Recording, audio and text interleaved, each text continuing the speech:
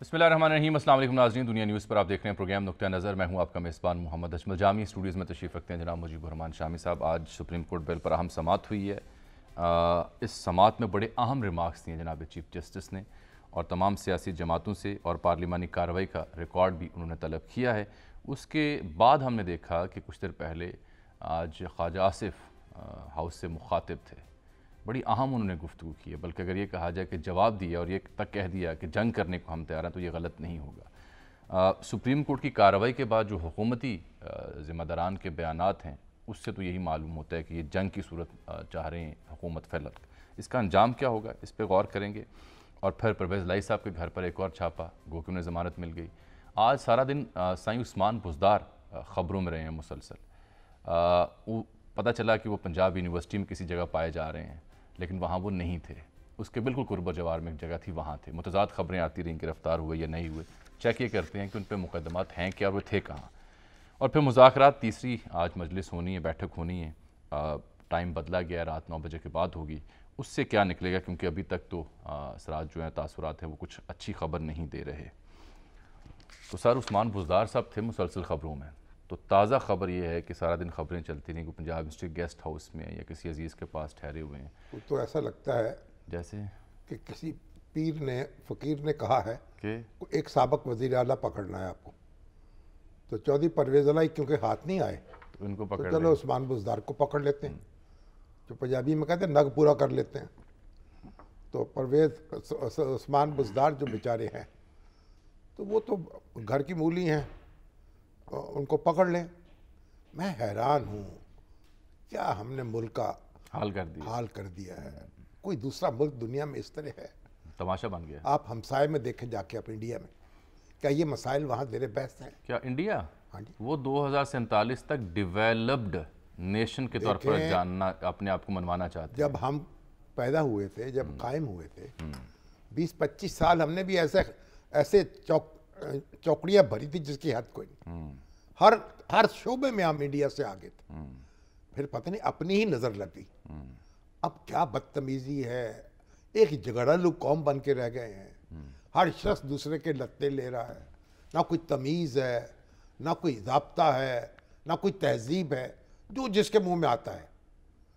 वो कहते हफीज नदी ने कहा, इतना शराबी हो गया, होशो खैरत को खो गया, मुझे खतरा है अंजाम क्या, मुझे फिक्र है हिंदुस्तान। कुछ ऐसी सूरत है। अच्छा बहरहाल, पीने दो मुझे, जीने दो मुझे। नहीं, यहाँ तो दोनों काम नहीं हो रहे ना। जब हशर का दिन आएगा उस वक्त देखा जाएगा।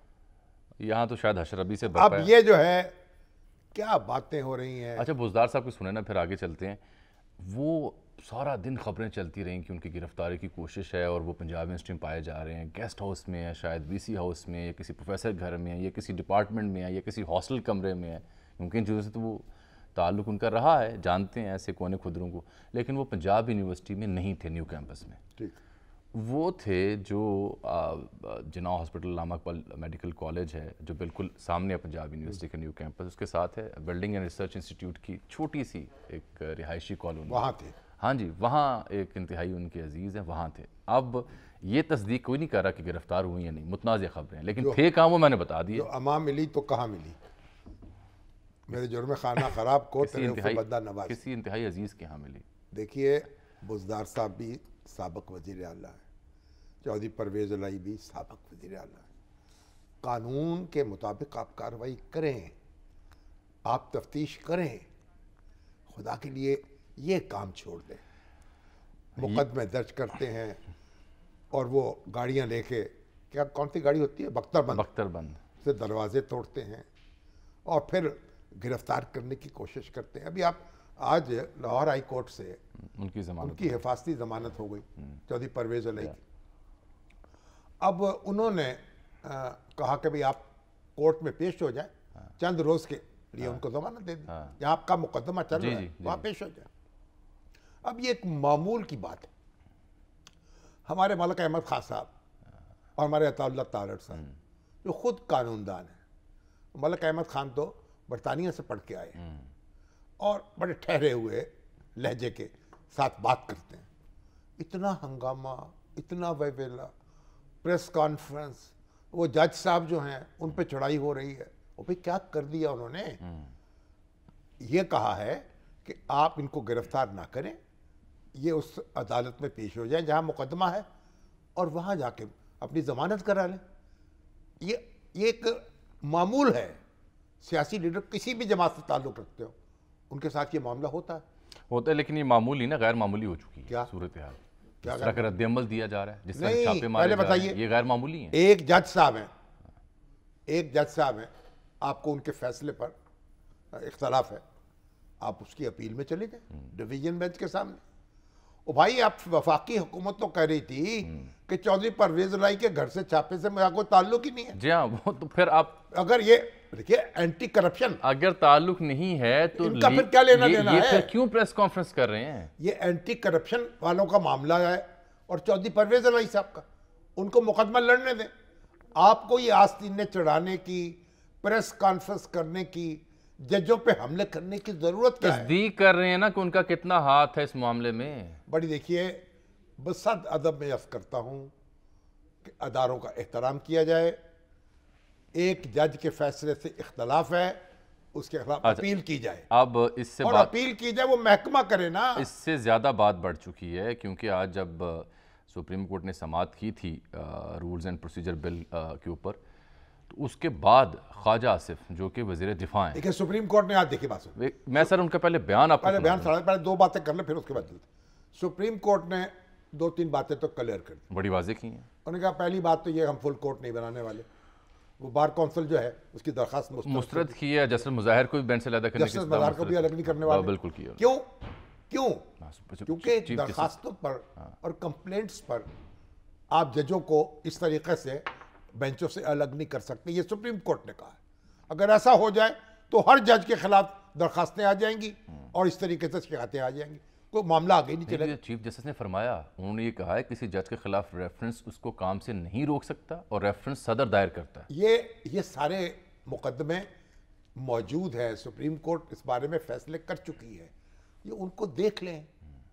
मुझे मैं ज़ाती तौर पर समझता हूँ कि अगर फुल कोर्ट बन जाती तो बहुत अच्छी बात। ये तो सदाब और ये प्रोग्राम और ये जो है, ये जो यानी जुडिशियल रिफॉर्म्स बिल है, ये मेरे नुक्ता नज़र में ये सुप्रीम कोर्ट के ऊपर कोई हमला नहीं है, ना उसकी आज़ादी महदूद की गई है। ये सिर्फ चीफ जस्टिस के जो इख्तियारात हैं उनको रेगुलेट किया गया। ये बात आपकी दुरुस्त है। फवाद चौधरी साहब से भी हमारी एक इस मौजू पर एक दफ़ा बात हुई, उन्होंने कहा इसकी जो एसेंस है, जो रूह है, उस पर एतराज़ नहीं है, एतराज़ है इसकी टाइमिंग पर। दुरुस्त है ना बात, टाइमिंग की बात तो नहीं है। अब वो दो जज जो ब्रदर जजेस हैं, सीनियर मोस्ट, वो शरीक हो रहे हैं आपके साथ इख्तियार में। और दूसरी बात ये, जब आप सुओ मोटो इख्तियार के तहत, अब 184(3) के तहत किसी शख्स के खिलाफ कार्रवाई करते हैं, उसको अपील का हक ही नहीं होता, तो उसको अपील का हक दिया जा रहा है। सही। ये तो एक बैनुल अक़वामी जो कानून है उसके मुताबिक, अभी आप कुलभूषण यादव जो है, उसके लिए इंटरनेशनल कोर्ट ऑफ जस्टिस ने कहा आप कानून में तरमीम करें, इसको आप हक दें अपील का। कानून में तरमीम हुई, उसको अपील का हक मिला, ये तो एक नॉर्मल बात है। लेकिन इससे कतई नजर, अगर आप अदालत के बारे में जो कुछ कहना है वो अदालत के सामने कहा जाए, जो नुक्ता उठाया जाना है वो वहां उठाया जाए। ये बात आप ठीक प्रेस कॉन्फ्रेंस से करके वहां अपना शोरो गोगा करके ये मामला नहीं बन सकता, उलझेगा, बल्कि इससे भी ज्यादा ये उलझेगा मामला। इसका सबूत ये है सर कि आज जब समाअत हो रही थी तो जनाब चीफ जस्टिस ने जहां बहुत से अहम रिमार्क्स और भी दिए, वहाँ उन्होंने ये भी फरमाया कि सियासी मामला जो है उन्होंने अदालत का माहौल आलूदा कर रखा है। सियासी लोग इंसाफ नहीं, मनपसंद फैसले चाहते हैं। दुरुस्त है। अब मसला ये है ना कि जामे चीफ जस्टिस जो है वो भी तो उन्हें मर्जी का बेंच बनाया है ना, वो भी वसी तनाजुर में देख लेते चीजों को। बसद अदब ये अर्ज कर रहे हैं, उनके इख्तियार नहीं, आप खुद कहते हैं उनके इख्तियार तो उनका है कानूनी, लेकिन एक अखलाकी मामलात भी होते हैं ना। आपको एक बड़ेपन का मुजाहरा भी करना होता है, आप चीजों को वसीतर तनाजुर में भी देखना होता है। उसके बाद जो उनको हक हासिल है, ठीक, उसके बाद उनके हक को चैलेंज नहीं कर कह रहे। उसके बाद जो शामिल साहब ने बात की, उसके बाद जो ख्वाजा आसिफ साहब की आज की स्पीच थी on the floor of the house, वो बड़ी इंपॉर्टेंट है। उसी बुनियाद पर मैंने अपने इब्तदाई में अर्ज की थी, ये जिसारत की थी कहने की कि उस तकरीर से और इस प्रेस कॉन्फ्रेंस से लगता है कि हुकूमत के अगले अज़ाइम जो हैं वो क्या होंगे, उससे आप जज कर सकते। देखिए क्या कह रहे हैं। देखिए जो पार्लियामेंट हो रहा है ना, पार्लियामेंट की दुआई, ये पार्लियामेंट तब होती जब अगर शहबाज शरीफ के साथ इमरान खान भी खड़े होते आज, फिर ये पार्लियामेंट की लड़ाई होती। नहीं, फिर नहीं नहीं, लड़ाई इंडिविजुअल है ना, पार्लियामेंट की लड़ाई किसको फिक्र है? पूरी पार्लियामेंट इंडिया में जब कोई ऐसा मौका आया, पूरी पार्लियामेंट खड़ी हुई है सर, खड़ी होती है स्पीकर के साथ। कांग्रेस क्या, बीजेपी क्या, सब खड़े होते हैं। ये है पार्लियामेंट का मतलब, ये नहीं है पार्टी इन पावर। बरसरे इख्तियार जमात का नाम पार्लियामेंट नहीं है। सही कह रहे हैं। अगर पार्लियामेंट मुत्तहिद होकर एक मौक़िफ़ इख्तियार करती, कोई उसके रास्ते में खड़ा ना हो सकता, एतराज ही ना होता, और 2/3 अक्सरियत होती, बिल्कुल, जो चाहते रुकावट दूर कर लेते। देखिए अब वो जो तशवीश का पहलू है जिसकी जाने में बार बार हो रहा है, क्या हो रहा है, इशारा कर रहा हूँ, वो देखिए ख्वाजा साहब का कहते हैं अपने ही दिल को मार लिया, मार मार के देखे तो कोई जबर मेरे इख्तियार के। यही नहीं बल्कि ख्वाजा साहब ने तो कह दिया है कि हाउस की कमेटी बनाई जाए और अदलिया का ट्रायल किया जाए। जो तारीखी वाक़ात उन्होंने गिनवाए उनका जिक्र करते हुए, उन तमाम वज़ीर-ए-आज़म का जिक्र करते हुए उन्होंने कहा कि ईवान कमेटी बनाए जो अदलिया का हिसाब करे, हमें भी अदलिया का हिसाब करने का मौका दिया जाए। ये ख्वाजा साहब कह रहे हैं। अदलिया को दस्तूर ने ये इख्तियार दिया है जुडिशल रिव्यू का, वो पार्लियामेंट के बनाए हुए कवानीन जो हैं उन पर नज़रसानी करती है बुनियादी हकूक़ की रोशनी में। आइन ने दी है, वो जो इंतज़ामिया के फैसले हैं उनका जायजा लेती है आइन की रोशनी में। पार्लियामेंट को यह इख्तियार नहीं है कि वो अदालती फैसलों को ख़त्म करे। हाँ, 2/3 अक्सरियत के साथ हो तो फिर आप अपने इख्तियारात का मुजाहरा कर सकते हैं। मुआवने खुसूसी वज़ीर-ए-आज़म के अता तारड़ साहब, उनका जिक्र खैर आप कर रहे थे, करते हैं। आज हमने खुसूसी तौर पर ज़हमत दी, काफ़ी अरसे से फ़ोन पे गुफ्तगू सुन रहे हैं। अभी सुनिए, देखें, अभी ख्वाजा साहब बात कर रहे थे, ओ भाई किसको क्या कौन ताना दे सकता है? जजों को ताना दे रहे हैं तो भाई जर्नलों का क्या करेंगे, फिर वज़ीर-ए-आज़म क्या करेंगे, नहीं उधर फिर पार्लियामेंट का क्या करेंगे? उधर बात करते हुए वो कहते हैं जजों के साथ क्या हुआ, जस्टिस याकूब अली खान के साथ क्या हुआ, जनरल ज़िया-उल-हक के माशाल्लाह ने आते ही उनको चलता कर दिया। फिर उसके बाद जस्टिस अनवर के साथ क्या हुआ, जस्टिस अनवर के साथ उनको उन्होंने पीसीओ से हलफ नहीं उठाया, घर चले गए। सईद-उज़्ज़मा सिद्दीकी के साथ क्या हुआ, उन्होंने पीसीओ से हलफ उठाने से इनकार किया, घर चले गए। कहानी का दूसरा रुख भी है ना, यहाँ भी और वहां भी। और कितने जज हैं यहाँ और वहां दोनों जिन्होंने पीसीओ के तहत हलफ नहीं उठाया, नहीं उठाया। तारड़ साहब को खुशामदीद कहते हैं। और जनरल मुशर्रफ के दौर में घर चले गए। तो बात यह है भाई, इस तरह नहीं है, आप लठ लेके पीछे नहीं पड़ सकते। यही नहीं, ख्वाजा साहब ने जो on the floor of the house बात की मैंने आपको सुना दी, उसके बाद भी उनका जी नहीं भरा। उन्होंने फिर अपने अदबी ज़ौक़ का मुज़ाहरा किया। एक शेर उन्होंने पोस्ट किया ट्वीट की सूरत में और लिखा है, पार्लियामेंट बनाम अदलिया। तारड़ साहब आप भी शेर सुने, वो कहते हैं, हदीस है कि उसूलन गुनाहगार ना हूँ, गुनाहगार पे पत्थर संभालने वाले, और अपनी आँख के शहतीर पर नज़र रखें, हमारी आँख से कांटे निकालने वाले।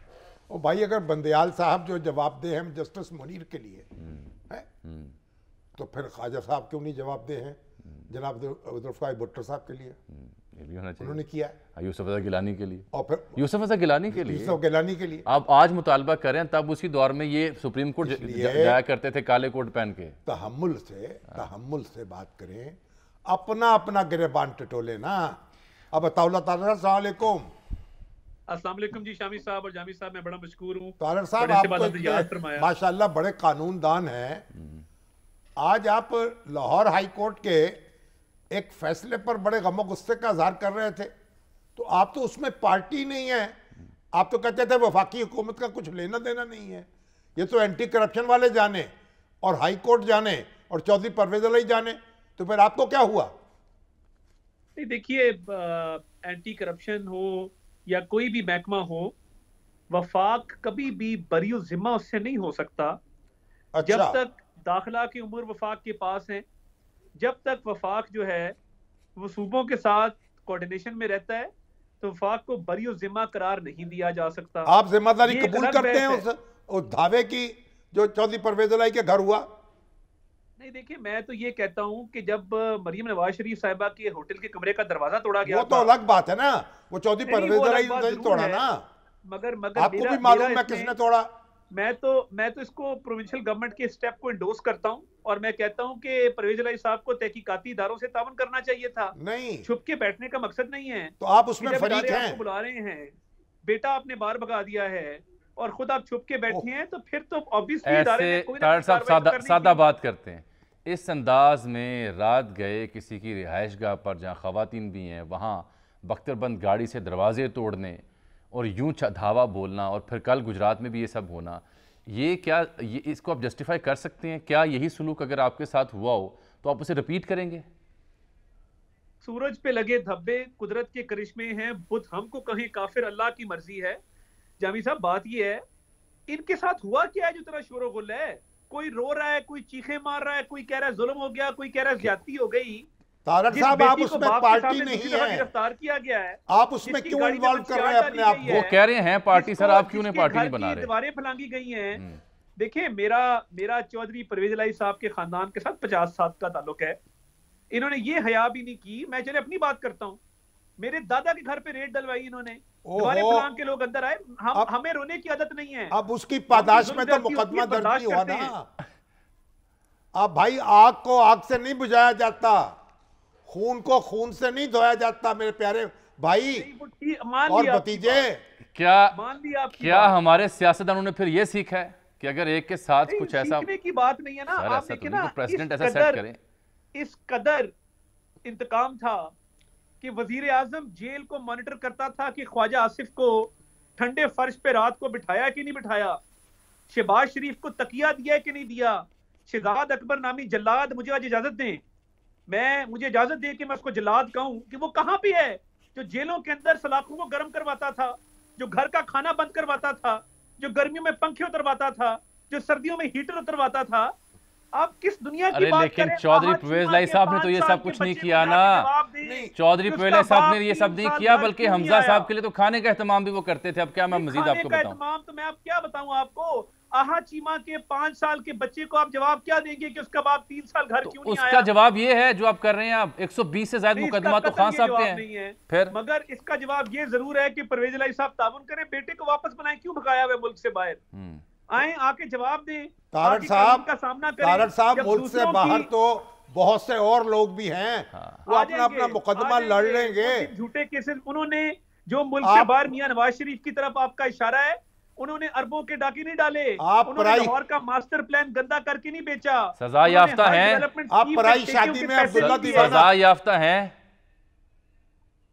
सजा याफ्ता जिस तरीके से हैं। नहीं है ना। और तो अगर हैं तो वो तो इलाज कराने घर से गए थे। इस तरह तो यही है ना कि आप खुदा ना खास्ता बाहर निकले, आपकी गाड़ी में कुछ चर्च डाल दे, आप सजा याफ्ता हो जाएंगे। हमें देखिए, नवाज शरीफ साहब का बड़ा एहतराम है हमें, हम उस चक्कर में नहीं पड़ना चाहते। लेकिन एक बात मुझे बताइए ना कि आपका यानी आप बैलेंस क्या कर रहे हैं? आप किस चीज से जवाब दे रहे हैं? आप मेरे भाई, आप नौजवान हैं, कानूनदान हैं, अच्छे सियासी कारकुन हैं, एक उम्र पड़ी है आगे, ये क्या मिसालें कायम कर रहे हैं? नहीं, देखें हमारे साथ जो हुआ, चलें, आप जमहूरियत के तहत एक किसी साइड को बदला छोड़ना होता है, किसी ना किसी एक को बदला छोड़ना होता है। मगर मेरी इस्तदा ये है, हमारे साथ जो हुआ, क्या वो इंसानियत थी? क्या तारीख में बदतरीन डिक्टेटर्स ने भी ये हरकतें की हैं कि वजीर आजम हाउस से जेलों की मॉनिटरिंग होती हो कि कौन खा क्या रहा है, कौन सो कहाँ रहा है? तो देखें, अब ये तो इस तरह तो होता है इस तरह के कामों में। तो फिर और ये तो अब देखें ना, आप जिम्मेदारी कबूल कर रहे हैं। आप कह रहे हैं कि सारे अमल में, इस धावे में, बख्तरबंद गाड़ी के हमले में, दरवाजे तोड़ने में, उनकी गिरफ्तारी में, आप कह रहे हैं कि बिल्कुल चूंकि हमारे साथ ये हुआ था, अब इनके साथ भी ऐसा होगा तो गलत नहीं है, हम उसमें, आप कह रहे हैं ना कि बरी जिम्मा नहीं वफाकी हुकूमत। मैं बिल्कुल बरी जिम्मा अपने आप को करार नहीं देता। मैं प्रोविंशियल गवर्नमेंट के स्टेप्स को इंडोर्स भी करता हूं। और देखिए, आप कानून का सामना करें ना। बिल्कुल ठीक। कौन सी क़यामत आ गई? परवेज इलाही क्योंकि एक अरबपति आदमी है, नहीं, जब किसी गरीब का दरवाजा तोड़ा जाता है, एक अदालत ने उनकी बेल दी है, अबूरी जमानत मंजूर की है, आप अपील में चले जाएं, उसके खिलाफ अपील कर दें। अदालत का फैसला जो है उसका तो मामला ये है कि उसके खिलाफ फिर अपील होती है, कोई प्रेस कॉन्फ्रेंस तो नहीं होती ना। जो मैं आपको अर्ज करूं कि जो अपीलों का हाल और हशर हो रहा है कि लाहौर हाई कोर्ट के जितने बेंच हैं वो क्या करते हैं, आईसीए तक फिक्स नहीं होती, cipher case stay, foreign funding case stay, अपीलें फिक्स करने को कोई तैयार नहीं है। हाँ, एक हो सकता है कि मैं अपील के नीचे तरीके इंसाफ की मोहर लगा दूं, शायद वो अगले दिन फिक्स हो जाए। अल्लाह तारड़ साहब इतना गुस्से में ना आए, संभालें अपने आप को। ये इस तरह की कई तावीलें और दलीलें हैं जो आपके गिरेबान पर भी आएंगी।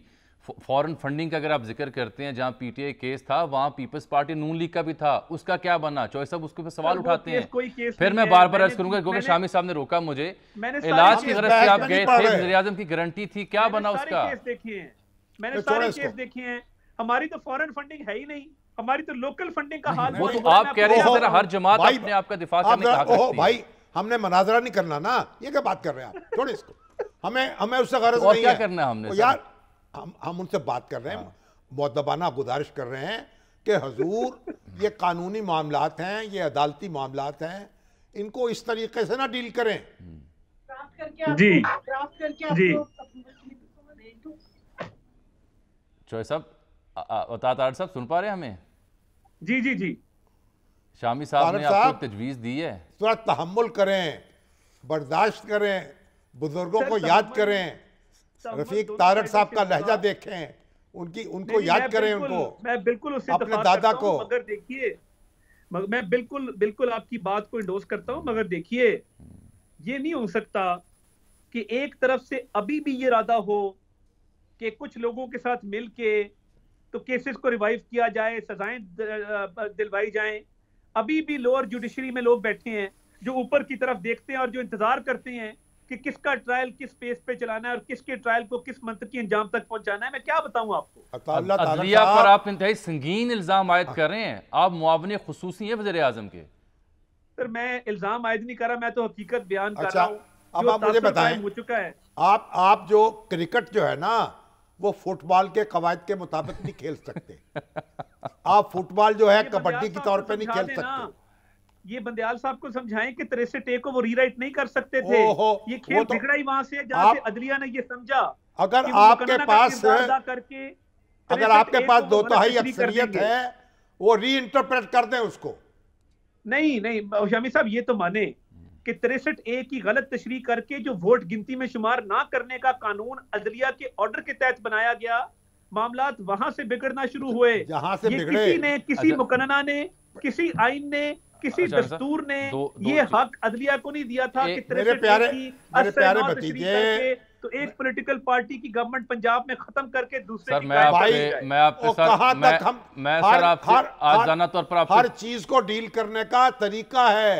सर, कानूनी मामलात को कानूनी तरीके से डील किया जाएगा, पार्लियामेंट में डील किया जाएगा, कानून बनाया जाएगा, आइन में तरमीम की जाएगी। तासुर क्या है कि आइन को दोबारा लिखा गया, उसका फायदा किसको हुआ कि तहरीक इंसाफ की हुकूमत कायम हुई। मैं अदालत में था, कई दफा लिखा जा चुका। ये इमरान खान साहब की हुकूमत जो थी, तारड़ साहब एक मिनट, अभी ब्रेक आ गई ना सर मेरे पास। इमरान खान साहब की हुकूमत खत्म की ऐसी सर, बंदयाल साहब ने एक ब्रेक आ गई है। और तारड़ साहब खत्म की है। आपको पहले ही शामी साहब भतीजे होने का मार्जिन दे रहे हैं। आपसे मैंने भी बात करनी है ख्वाजा साहब के बयानात पे और आपका अगला लाया अमल क्या है। इस्लामाबाद बड़ी अहम मुलाकातें भी अभी हुई हैं और इस गुफ्तगू के दौरान भी आपको मेरा ख्याल है बराह रास्त कुछ इंस्ट्रक्शंस भी आई हैं, उन्हें भी देख लें। तो मैं आपसे ब्रेक के बाद मिलता हूं।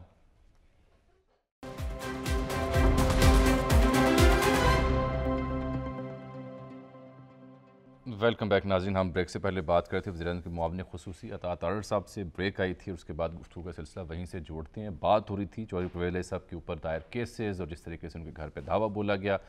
अता तारड़ साहब अपना नुक्ता नज़र बयान करते हुए ये भी इकरार कर रहे थे कि वफाकी हुकूमत इस सबसे बरीज़िम्मा नहीं, माजी के हिसाब भी साथ गिनवा रहे थे कि इस तरह तो होता है इस तरह के कामों में। गोया सियासतदानों ने माजी से कुछ नहीं सीखा। तारड़ साहब, इससे आगे बढ़ते हैं। ये जो आज सुप्रीम कोर्ट ने कहा पार्लिमानी कार्रवाई का रिकॉर्ड तलब किया है, एक खबर है कि शायद स्पीकर जो हैं वो कार्रवाई का रिकॉर्ड देने से इनकारी हैं। क्या आप इस बारे में कोई तस्दीक या तरदीद कर सकते हैं? मैं इस पे अपना नुक्ता नज़र और अपनी जो राय है उसका इजहार जरूर कर सकता हूँ कि कोर्ट के पास ये इख्तियार नहीं है कि वो पार्लियामान की प्रोसीडिंग्स को सवाल कर सके। उस पे एक फायरवॉल है, आइन ने ये प्रोटेक्शन दी है कि पार्लियामान की किसी भी प्रोसीडिंग को कोर्ट ऑफ लॉ के अंदर ना चैलेंज किया जा सकता है, ना उसके ऊपर जो है वो कोई इस तरह का एक्शन लिया जा सकता है। तो ये नामुनासिब है। आप इसके हक में नहीं है? मैं बिल्कुल इस हक में नहीं हूँ और ये स्पीकर को बिल्कुल नहीं करना चाहिए। मैं तो बहरान हूँ कि इस महाजा राई को मजीद तोल क्यों दिया जा रहा है, इसको क्यों बढ़ाया जा रहा है। तारड़ साहब को एक वैसे ईवान की कार्रवाई खुफिया तो नहीं होती ना, मीडिया में छप भी चुकी होती है, नशर भी हो चुकी होती है। कोई ऐसी बात तो नहीं है कोई खुफिया कोई मामला तय हो रहे हो वहाँ।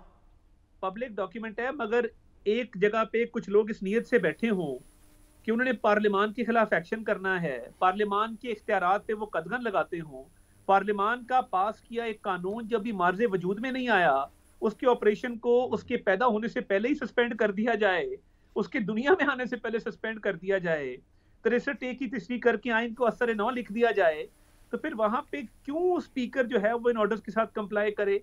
और स्पीकर बिल्कुल इस चीज का पाबंद नहीं है कि पार्लियामान की कार्रवाई को वहां पेश किया जाए। देखिए पार्लियामान सुप्रीम है और साहब ये स्पीकर को फैसला करने देना, आप क्यों इतने जज्बाती होते हैं?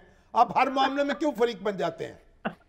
वो बड़ी उज़्मा नहीं होना चाहते। हाउस का हिस्सा है, हम इस वक्त गवर्नमेंट की सबसे बड़ी जमात हैं, हमें ये हक हासिल है कि हम अपनी राय का इजहार करें, और पार्लियामान ने जो हमें एक तवानाई बख्शी है और एक स्ट्रेंथ हमें ग्रांट की है, उसमें तमाम हमारी जमातों का इत्तेहादियों का हाथ है।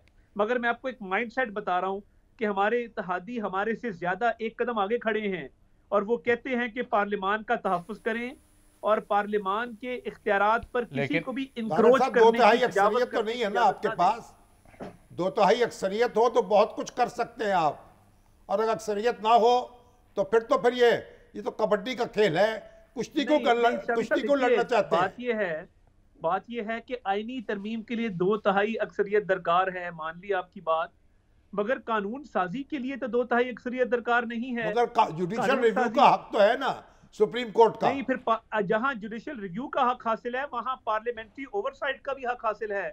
जहां जहां जुडिशियल रिव्यू होगा वहां वहां पार्लियामेंट्री ओवरसाइट भी होगी, मगर जुडिशियल रिव्यू की भी कुछ लिमिटेशंस हैं, कुछ उसके तरीकेकार है कि जुडिशियल रिव्यू कैसे चलेगा। अदालत में जाकर ये बयान कीजिए ना, अपने अटॉर्नी जनरल को इंस्ट्रक्शन दीजिए, वो वहां अदालत के सामने ये मारूजात पेश करें।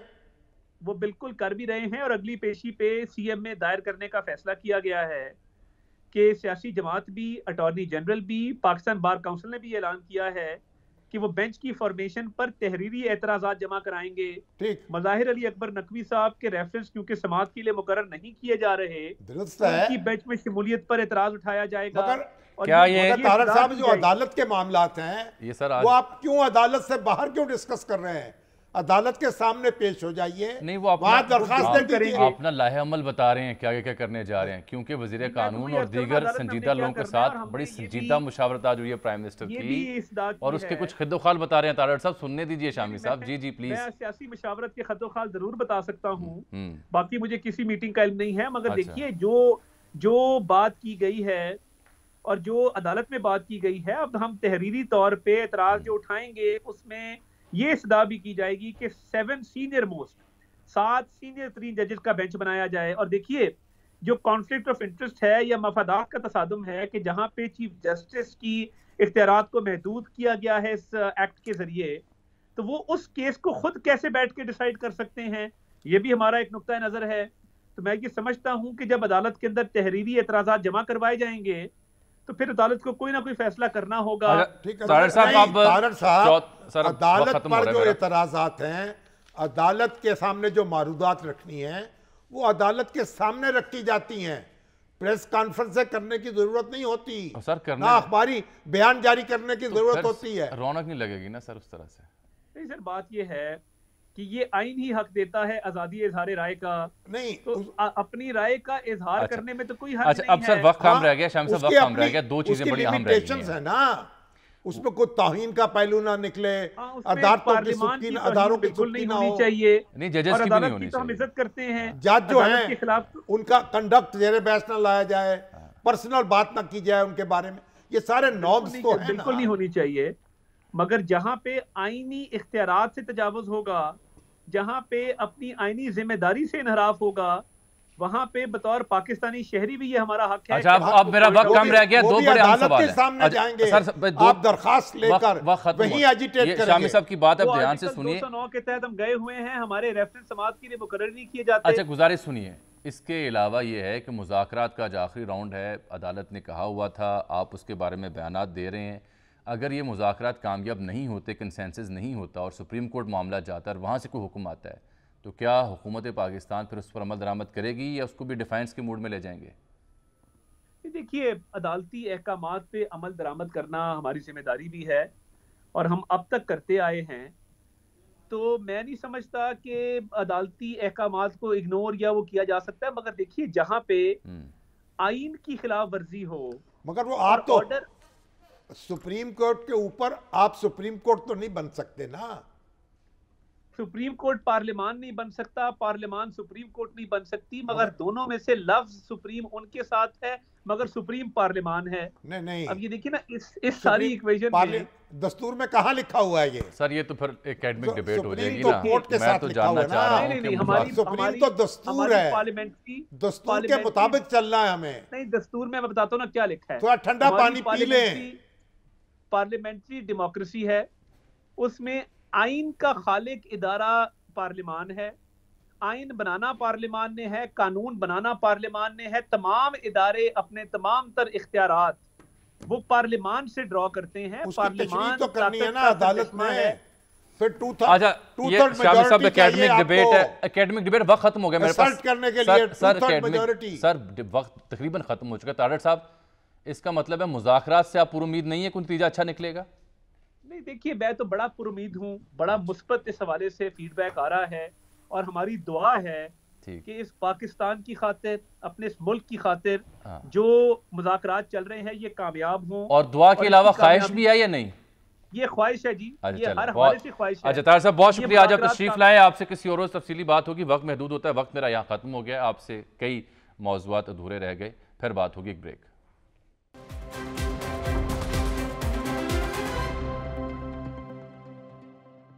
वेलकम बैक नाज़रीन। आज फवाद चौसर में प्रेस कॉन्फ्रेंस की थी, कई अहम मामला पर उन्होंने इज़हार ख्याल किया। उन्होंने कहा जी जो अहलिया इमरान खान साहब की, उनकी जानिब से मरीम नवाज़ साहिबा को हत्या के ज़िक्र का नोटिस हम सर्व कर रहे हैं और साथ उन्होंने इलेक्शन कमीशन के चीफ इलेक्शन कमीशन के खिलाफ भी रेफरेंस दायर करने का ऐलान किया। इलेक्शन कमीशन के ऊपर कई अहम, उसका सर जवाब आया जी। तर्जुमान इलेक्शन कमीशन ने इन इल्ज़ामात की सख्ती से तरदीद की है और कहा है कि तमाम भर्तियाँ कवायद व ज़वाबित से हुई और जितने भी टेक्निकल और प्रोफेशनल अफराद को लगाया गया री एम्प्लॉयमेंट पॉलिसी के तहत लगाया गया है और री एम्प्लॉयमेंट के अलावा जहाँ पर भी इश्तिहार की ज़रूरत थी उसके बगैर कोई भर्ती नहीं की गई। पूरा तो लाइन जो है वो भी तो इनके दौर में आई है ना जी। वो उनकी डेपुटेशन जो है वो पीटीए के दौर में जी। वो एहलकार हैं। ये तरीका अच्छा नहीं है अदारों के बारे में इस तरह प्रेस कॉन्फ्रेंसें करना, इस तरह इल्ज़ामात लगाना। इलेक्शन कमीशन भी एक कॉन्स्टिट्यूशनल इंस्टीट्यूशन है, दस्तूरी अदारा है। खुदा के लिए ये वकीलों को क्या हो गया? ये उधर हम तारड़ साहब संभाले नहीं जा रहे, मलक अहमद खान संभाले नहीं जा रहे, ये हमारे फवाद चौधरी साहब हैं, ये हमारे काबू में नहीं आ रहे। अच्छा, आगे से आपे से बाहर क्यों हो गए सारे? आगे से बुज़दार साहब भी काबू नहीं आ रहे। चलिए वो जो मैंने जाने और वो जाने। प्रोग्राम के आगाज में उनका जिक्र खैर किया ना, वो मालूमात दुरुस्त थी और मैंने कहा मुतज़ाद खबरें कि शायद गिरफ्तार नहीं हुई। पंजाब यूनिवर्सिटी में नहीं गिरफ्तारी भी नहीं हुई। यानी जो टीमें आई, छापा मारा, पूरी कोशिश की उन्हें पकड़ लें, लेकिन बुज़दार साहब खिसक गए।